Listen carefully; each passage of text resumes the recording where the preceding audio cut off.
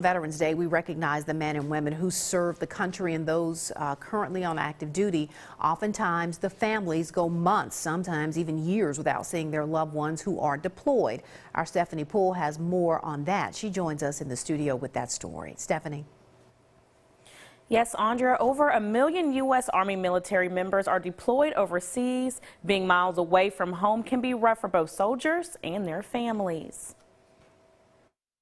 Trenton McGee is just a senior in high school, but he's taken on the role as man of the house several times. That's because his dad is a U.S. soldier. He's been in the Army National Guard for 21 years now this year.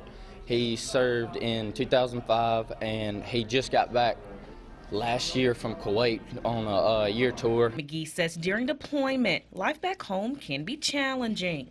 His first deployment in 2005, I was 2 when he left and I was 4 when he got back, and we would talk every chance we could, but in 2005 it was a rough deployment, and we only got to talk to him maybe 2 weeks out of every time. Some days were harder than most. McGee tried to keep his family in good spirits, all while counting the days until he could hear his father's voice again. But this last deployment, when he went to Kuwait, we got to talk to him every day. We talked to him every day. We'd FaceTime, we'd Skype, everything. Buddy Wax is no stranger to this feeling. He served in the military for 5 years. Wax was stationed in Vietnam for 13 months. He says he missed special moments he can never get back. My daughter was born while I was there. She was 10 months and 4 days old before I ever saw her.